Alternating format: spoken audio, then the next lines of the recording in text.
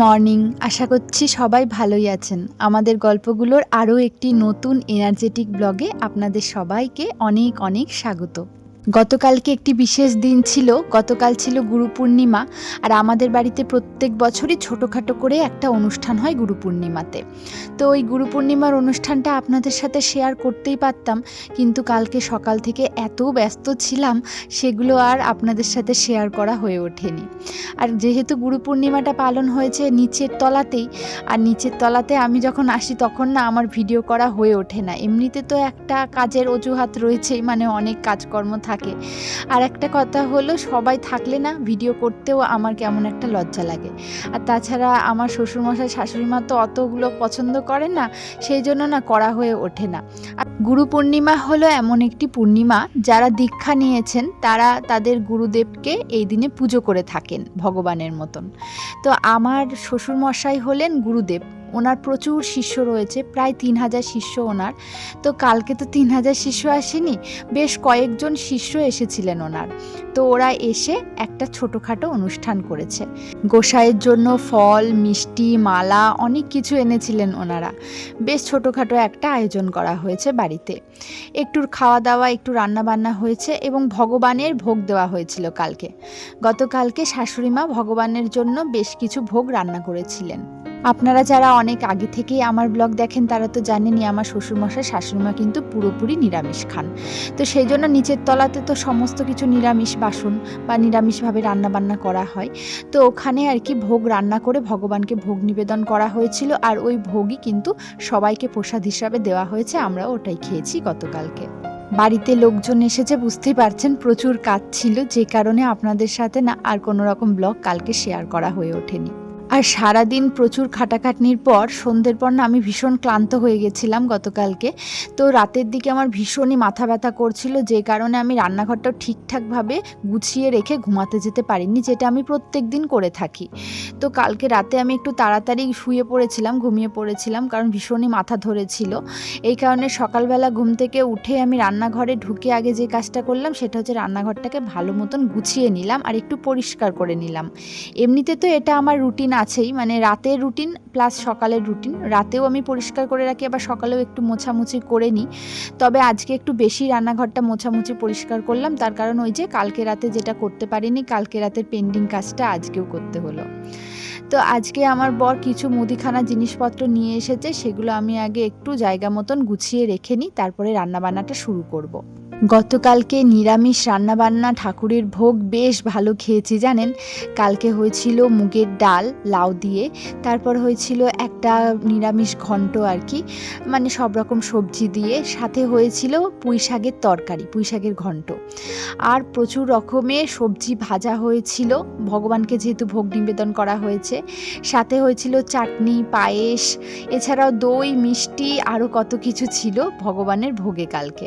তো এই সমস্ত কিছুই কালকে প্রসাদ হিসাবে আমরা গ্রহণ করেছি। আর দুপুরবেলার খাবারটা খেতে খেতে বিকেলই হয়ে গেছিলো, এই জন্য রাতের দিকে আর কোনো রকম খাবার আমি খাইনি। রাতে আমি খুব তাড়াতাড়ি কালকে ঘুমিয়ে পড়েছি। আর ওই যে বললাম শরীরটাও ভালো লাগছিল না কালকে, ঠিকঠাকভাবে মিছরিকেও রাতের খাবারটা খাওয়াতে পারিনি, এতটাই শরীর খারাপ লাগছিল। তো তখন আর রান্নাঘর পরিষ্কার করা তো দূরের কথা, ইচ্ছাই করছিল না বিছানা ছেড়ে উঠতে। এই জন্য সকালবেলা আজকে ঠিকঠাকভাবে রান্নাঘরটা গুছিয়ে পরিষ্কার করে নিলাম। আর রান্নাঘরটা গুছিয়ে না নিলে না আমার কাজে মনই লাগে না। আর তাছাড়াও দেখবেন রান্নাঘরটা পরিষ্কার পরিচ্ছন্ন থাকলে কাজকর্ম করতে না একটা আলাদাই পজিটিভিটি মনের মধ্যে পাওয়া যায়। আর যেহেতু অনেক কাজকর্ম আছে সেই জন্য আজকে খুব সকাল সকালই ঘুম থেকে উঠে গেছি, কারণ আমার ঘুমটা ভেঙে গেছে আর ঘুম আসছিল না ভোরের দিকে। মনে হচ্ছিল কতক্ষণে উঠবো, কাজগুলো করব, কারণ আজকে কাজটা একটু বেশি রয়েছে। আর গতকালকে যেহেতু পুরোপুরি নিরামিষ খাওয়া হয়েছে, আজকে ভাবলাম যে একটু কিছু আনা যাক, মাছ বা মাংস। তো মাছ সেরকম বাজারে পাইনি বলে আমার বর আজকে চিকেন নিয়ে এসেছে। তো চিকেনের না প্রচুর সলিড পিস রয়েছে আজকে দেখছি। গত দিনের চিকেনে বেশ দেখছিলাম যে হাড়ের পিসগুলো রয়েছে, আজকে দেখছি প্রচুর সলিড রয়েছে। আর এই সলিডগুলো না আমরা কেউই খেতে ভালোবাসি না। আর সলিডগুলো মানে পুরোপুরি সেদ্ধ হতেও অনেকটা সময় লাগে, যে কারণে আমি ভাবলাম একটুখানি সলিড দিয়ে মাংস ভাজা করি। আর এই মাংস ভাজাটা করতে ভীষণ কম সময় লাগে, মানে ওই 10 মিনিট সময়ের মধ্যে মাংস ভাজাটা হয়ে যায়। তো সকালের দিকে হাতে যেহেতু সময় বেশি একটা থাকে না, আমার বর বরকে তাড়াতাড়ি খাবার পাঠাতে হয়। আর এই মাংস ভাজাটা যেহেতু চটজলদি হয়ে যায়, তাই ভাবলাম যে এটাই আজকে করি। আর আমার বরও এটা খেতে পছন্দই করে। এই সলিডগুলোকেও কাজে লাগানো হয়ে যাবে, মানে এই অপছন্দের সলিডগুলোকে আর মাংসের ঝোলে দিতে হবে না, আর এগুলো খাওয়াও হয়ে যাবে। তো আমি একদম ছোট্ট ছোট্ট করে টুকরো করে নিচ্ছি। ওই 4-5টা মতন সলিড পিস আমি এখানে নিয়েছি। তো ওই 4-5টা পিস নিলেও না অনেকটাই হয়ে যায়, আমাদের দুজনের জন্য যথেষ্ট। তো এবার আমি একটুখানি মশলা করে নেব, একদম মিক্সার গ্রাইন্ডারে একটু সব রকম দিয়ে, মানে ওই আদা, পেঁয়াজ, রসুন, একটু জিরে, লঙ্কা দিয়ে আমি একদম পেস্ট করে নেব, আর ওটাই এই মশলার জন্য হয়ে যাবে। এদিকে আমি ভাত বসিয়ে দিয়েছি। গতকালকে এত রান্নাবান্না হয়েছে, প্রচুর কিছু এখনও রয়ে গেছে, মানে ডাল তরকারি ওগুলো দিয়ে সকালবেলা খাওয়া হবে। আমি শুধু এখানে একটু আমাদের জন্য মাংস ভাজাটা করছি।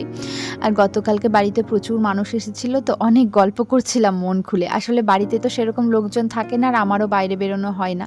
যখন বাড়িতে অনেক লোকজন আসে না, তখন বেশ গল্প করি। আর মনের মতন লোক হলে তো আরও বেশি ভালো লাগে। জানেন তো, খুব ইচ্ছা করছিল কালকের দিনটি আপনাদের সাথে একটু শেয়ার করার, কিন্তু এত ব্যস্ততার মাঝখানে সেটা হয়নি। জানি একটু বেশি পরিশ্রম করলেই হয়তো পেরে উঠতাম।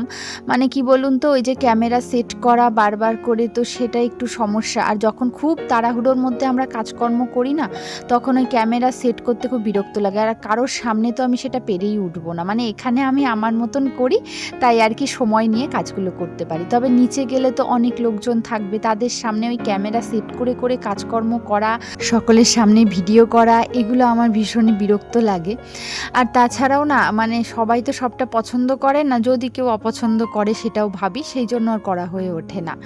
তবে আমি জানি পরিশ্রম করলে একদিন ঠিকই সফল হওয়া যাবে। আমি যদি প্রত্যেক দিন যা হচ্ছে সেগুলোই আপনাদের সাথে তুলে ধরি, তাহলে হয়তো আমার একটা দিনও ব্লগ দেওয়া মিস হবে না, কিন্তু সেটা তো আর আমি পেরে উঠি না। এক দিন যাই এরকম যে ভীষণ ব্যস্ততার মাঝখানে কোথাও আমি গেছি বা আমার বাড়িতে লোকজন এসছে, সেগুলো আর আপনাদের সাথে শেয়ার করা হয়ে ওঠে না। তো পরিশ্রম না করলে না সফলতা পাওয়া যায় না। আমি জানি না আমি কতটা সফল হব। তবে এর আগে আমার একটা আইভিএফের চ্যানেল ছিল, যে চ্যানেলটায় আমার জীবনের আইভিএফ যে অভিজ্ঞতা সেটা নিয়ে আমি সমস্ত কিছু শেয়ার করতাম। যেহেতু আমার আইভিএফ হয়েছে, তো ওই আইভিএফের চ্যানেলটাই আমি প্রচুর পরিশ্রম করেছি। আমার অনেক খারাপ সময় গেছে, 3-3বার আইভিএফ ফেল হয়েছে। তো তখনও না আমি ভিডিও বানাতাম, ভিডিও শেয়ার করেছি। আইভিএফ ফেলিওরের সময়টাতে এত খারাপ পরিস্থিতিতেও আমি ভিডিও শেয়ার করেছি, সেই জন্যই ওই চ্যানেলটা থেকে না আমি সফলতা পেয়েছিলাম। ওই চ্যানেলটা থেকে আমি দুবার কিন্তু মানে ইউটিউব থেকে পেমেন্ট পেয়েছি। তো এটাই হচ্ছে কথা, যদি ঠিকঠাকভাবে পরিশ্রম করা যায় তাহলে জানি সফল হওয়া যাবে। জানি না আমি এখান থেকে সফল হতে পারবো কি না, তবে আমার জীবনে আমি পরিশ্রম করে সফলতা পেয়েছি। আর জানি না মানে কতটা কি পরিশ্রম এই চ্যানেলে করতে হবে, কারণ সমস্ত চ্যানেল তো এক হয় না। ওই চ্যানেলটা একেবারেই আলাদা বিষয়ের ওপর ছিল, আর আমি ভেবেছিলাম যে আমি যদি আমার জীবনের ওই অভিজ্ঞতাগুলো শেয়ার করি তাহলে ভীষণ সবার উপকার হবে, কারণ এই বিষয়গুলোতে কিন্তু সবাই ভীষণভাবে জানতে চায়। তো সবাই যেটা জানতে চায় সেটাতেই কিন্তু খুব তাড়াতাড়ি সফলতা পাওয়া যায়। আমি জানি না আমার এই দৈনন্দিন জীবনের ছোটোখাটো কাজকর্মগুলোতে মানুষের কতটা ইন্টারেস্ট আসবে, মানুষ কতটা ভালোবাসবে এগুলোকে। তবে আমি পরিশ্রম করে যাব, আর পরিশ্রমই হচ্ছে সফলতার আসল চাবিকাঠি। এই কথাটা কতটা সত্যি আমি সেটা জানি না, কিছু কিছু ক্ষেত্রে হয়তো সত্যি। তবে যদি অনেক পরিশ্রম করা যায়, আর যদি বারবার পড়ে গিয়েও আমরা থেমে না থাকি, বারবার উঠে দাঁড়াই, আবার চলতে শুরু করি, আমার মনে হয় অনেক পরিশ্রমের পর একদিন না একদিন তার সফলতা আসবেই। এই সাদা বেড কভারটা এই নিয়ে দ্বিতীয়বার পাতলাম, নতুন এটা। দেখতে খুব সুন্দর বেড কভারটা, কিন্তু দুঃখের বিষয় হচ্ছে এই বেড কভারটা না কোনো পিলো কভার নেই, বালিশের কভার নেই। কারণ এগুলো আমি গিফট পেয়েছিলাম, আর আমি যেই কটা গিফট পেয়েছি মানে বেড কভার, তার একটাতেও না মানে বালিশের কভার সেট নেই, শুধুমাত্র বেড কভার। তো এই জন্য আর ওই বালিশের কভারগুলো আমি চেঞ্জ করতে পারলাম না, ওই কভারগুলোই রাখলাম। আর ওই বেড কভারটা তো ময়লা হয়ে গেছে, তবে বালিশগুলো যেহেতু আমরা সেরকম একটা ইউজ করি না, সেই জন্য বালিশের কভারগুলো পরিষ্কারই রয়েছে, তাই ওটাই রাখলাম। আর এই বেড কভারগুলো পাততে গেলে এটাই বিরক্ত লাগবে, কিন্তু কি করব বলুন, এর সেটে তো আর আমি আলাদাভাবে কিনতেও পারবো না, কারণ এরকম তো পাবো না। হয়তো কাছাকাছি কিছু পাওয়া যাবে, তবে কটাই বা কিনবো, এরকম কিন্তু আরও 3টে মতন বেড কভার আমার রয়েছে। রয়েছে যেগুলোর কোনো রকম বালিশের কভারের সেট নেই, মানে শুধুমাত্র বেড কভার রয়েছে। তো যাই হোক, আমি এখন চিকেনটা রান্না করতে চলে এসেছি। সকালবেলা তো ওই চিকেন ভাজাটা দিয়ে খেয়েছি, আর চিকেন ভাজাটা দেখেছেন তো একদমই কিন্তু ভাজা ভাজা টাইপের হয়, মানে একদম গা মাখা হয়, যে কারণে ওটাকে ভাজাই বলে থাকি। আর এত তাড়াতাড়ি সেদ্ধ হয়ে যায় ওই ছোটো ছোটো টুকরো করা চিকেনগুলো। আমি এদিকে রান্না করছি আর মিছরি ওদিকে আমার জামা ধরে টানছে, তার কারণ আমি ওর ওপর ভীষণ রাগ করেছি, কারণ সকালের খাবারটাও খাইনি। কি বলুন তো, বাচ্চা যখন খাবার না খায় না, মায়েদের খুব কষ্ট হয়। এটা ঠিক রাগ নয়, এটা একটা মনের কষ্ট। আর ও যেহেতু ভাবছে যে মা ওর ওপর রাগ করে আছে, তাই মাকে নানানভাবে ও ভুলানোর চেষ্টা করছে। কিন্তু কতক্ষণই বা বাচ্চার উপর রাগ করে থাকা যায় বলুন, এভাবে তো আর বেশিক্ষণ রাগ করে থাকা যায় না। চিকেনটা কষানোর জন্য একটু ঢাকা দিয়ে আমি মিছরিকে জল খাওয়াতে গেছিলাম। তো আমার যত যাই কাজ থাকুক না কেন, সেই কাজের ফাঁকে ফাঁকে কিন্তু আমার বাচ্চাটারও আমি যত্ন নিই। এরকম না যে নিজের কাজ করেই যাচ্ছি, বাচ্চার যা হোক হোক, সেরকম ব্যাপার নয়। সংসারের কাজ, ইউটিউবের ব্লগ এবং সাথে আমার বাচ্চার যত্ন সবটাই কিন্তু আমি সামলে নিই। আর আপনারা তো দেখছেন আজকে কিন্তু গ্যাসে রান্না করছি, অনেক অনেক দিন পর আজকে আমি আবার গ্যাসে রান্না করছি। আসলে না, কালকে তো আমাদেরকে নতুন একটা সিলিন্ডার দিয়ে গেছে, তো নতুন সিলিন্ডারটা নিচে শাশুড়ি মা ব্যবহার করছে, আর পুরনো এটাতে হয়তো খুব বেশি গ্যাস নেই, আর হয়তো কয়েকদিন চলবে কি চলবে না জানি না। তো এই পুরনোটাই হচ্ছে আমি উপরে নিয়ে আসলাম, কারণ ইন্ডাকশানে রান্না করতে সত্যি একটু সময় লাগে, যে কারণে একটু তাড়াতাড়ি যাতে হয়, তাই পুরনো গ্যাসটা নিয়ে আসলাম, যে কয়েকদিন চলুক। আর আজকে সত্যি তাড়াতাড়ি রান্নাটা সে কারণে হয়েও গেছে, জানেন, মানে কি বলুন তো, গ্যাসের জোর আর ইন্ডাকশানের জোর তো অনেক পার্থক্য। যদিও আমার ইন্ডাকশানটা 1200 ওয়াটের, যদি 2200 এরকম ওয়াটের হয় তাহলে আবার গ্যাসের মতোই তাড়াতাড়ি রান্না হয়ে যায়, কিন্তু যেহেতু ওই যে ওয়াটটা কম, সেই জন্য দেরি হচ্ছে।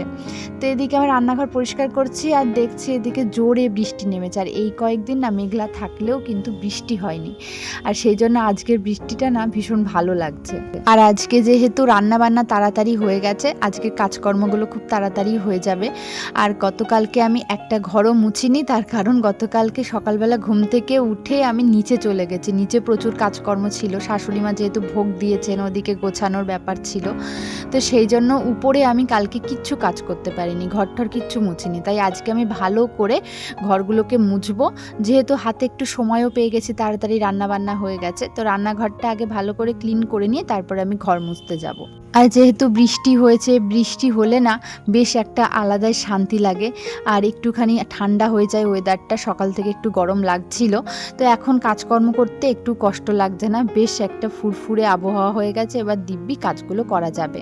গ্যাসে রান্নাটা যেরকম তাড়াতাড়ি হয়ে যায়, আর গ্যাসে রান্না করলেও কিন্তু কাজ একটু হলেও বাড়ে। ওই যে গ্যাসের ওভেনটা পরিষ্কার করা, সাথে করে এই যে এইগুলো মাজা, ভালো করে গ্যাসের যে চুল্লির বা ঝিক বলে যেগুলোকে, সেগুলোকে মাজতে হয়, তো একটু এক্সট্রা কাজ বেড়ে যায়, যদিও খুব তাড়াতাড়ি রান্নাটা কমপ্লিট হয়ে যায়। তো আমার এদিকে যে বাসনগুলো ছিল, বাসনগুলো টুকটুক করে আমি এখন মেজে নিলাম।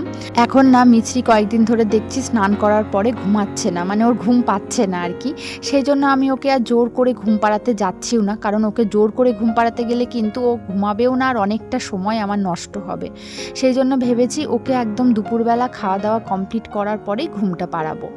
যদি ওর ঘুমের বায়না করছে না দেখছি কয়েকদিন ধরে, জানি না ওর ঘুমটা কমেই গেল কি না। আস্তে আস্তে তো বড় হয়ে যাচ্ছে, এখন ওদের মানে রুটিনও আস্তে আস্তে চেঞ্জ করতে হবে, চেঞ্জ হয়ে যাবে, তো সেটা একদিক থেকে খুব ভালো হয়েছে। এই সময়টাই আমি ওকে ঘুম পাড়াতে গেলে আমার অন্তত পক্ষে আধ ঘন্টা সময় নষ্ট হতো, মানে ওকে ঘুম পাড়াতে গেলে ওই আধ ঘন্টার মতন সময় আমি কিন্তু কোনো রকম কাজ করতে পারতাম না, আর আধ ঘন্টা সময় মানে এই সময়টার জন্য অনেকটাই। আধ ঘন্টা সময় হাতে বেশি পেলে কিন্তু অনেক কাজ করা যায়, আর এই সময়টাই আমি ভীষণ তাড়াহুড়ো করে কাজ করি। সকালের দিকটা অত তাড়াহুড়ো করে কাজ করতে পারি না, কারণ সকালের দিকটা না অনেক কাজ থাকে, শিডিউল থাকে, মিছরিকে ফ্রেশ করানো ওই কাজগুলো থাকে, আর আমার বরের খাবার পাঠানো, এই জন্য সকালের দিকে আমি হুটোপাটা করে কাজটা করতে পারি না। এই সময়টাই আমি অনেকটাই ফ্রি হয়ে যাই, এই সময়টাই মিছরি নিচে খেলা করে, যেই কারণে আমি তাড়াহুড়ো করে কাজগুলো করে নিই। আমার প্রত্যেক দিন কাজকর্ম শেষ হতে হতে দুপুর 2টো মতন বেজে যায়, আর আমার স্নান করতে করতে হয়তো দুপুর 2:30, 3টে এরকম বেজে যায়। তো কোনো দিন আমাদের খেতে খেতে বিকেলই হয়ে যায়। মিছরির খেতে তো 1 ঘন্টা লাগে, ওকে 1 ঘন্টা ধরে খাওয়াতে খাওয়াতে বিকেল 4টে বেজে যায় আমাদের খাওয়া দাওয়া কমপ্লিট হতে হতে। তবুও প্রত্যেক দিন কিন্তু আমি হাজারো পরিশ্রম করেও ইউটিউবের ভিডিও দিতে ভুলছি না। আসলে কি বলুন তো, ওই যে পরিশ্রম করলে তবেই সফলতা পাবো, নইলে নয়। তো যাই হোক, আজকের ভিডিওটি এখানেই শেষ করছি। আশা করছি ভিডিওটি আপনাদের ভালো লেগেছে। সকলে ভালো থাকুন, সুস্থ থাকুন।